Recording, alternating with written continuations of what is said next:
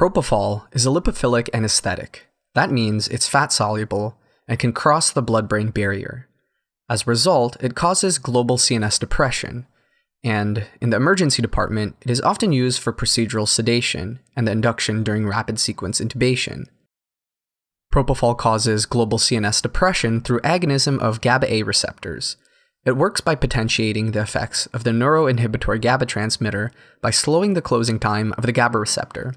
By slowing the closing time of this receptor, you will get a longer flux of chloride across this channel, which leads to decreased neuronal activity and CNS depression.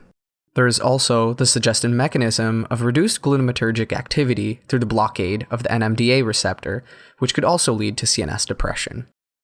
Because of its CNS effects, this also makes propofol a desirable choice for the use in patients with status epilepticus, since it will suppress neuronal activity. The typical starting dose of propofol for emergent induction is 1.5 to 2.5 milligrams per kilogram as an IV bolus. So for a 70 kilogram male, the dose would be about 105 to 175 milligrams as an IV bolus.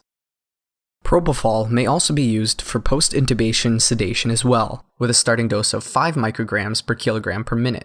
You can titrate by 5 to 10 micrograms per kilogram per minute every 5 minutes, with usual maintenance rates between 5 to 50 micrograms per kilogram per minute.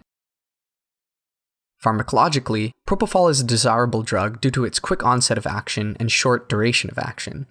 The average onset of action is 30 seconds, with a typical duration being 3 to 10 minutes.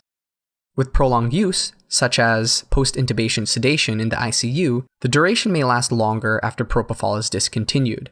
This is because propofol has a large volume of distribution, and after prolonged infusion, it starts to accumulate into tissues and then redistributes into plasma when it's discontinued. The main contraindication to propofol is hypersensitivity to the drug, or any of its components of its formulation, such as eggs or soy. Other adverse effects are hypotension and apnea. So in the emergent setting, the use of propofol in a hypotensive patient should be reconsidered, or you may want to choose another agent for induction. With prolonged use, such as for post-intubation sedation, you may develop propofol infusion syndrome, also known as PRIS.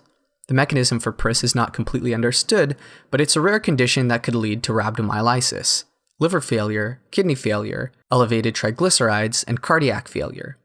PRIS is more commonly seen in children than adults, and occurs with prolonged exposure, making propofol safe in the acute setting for intubation.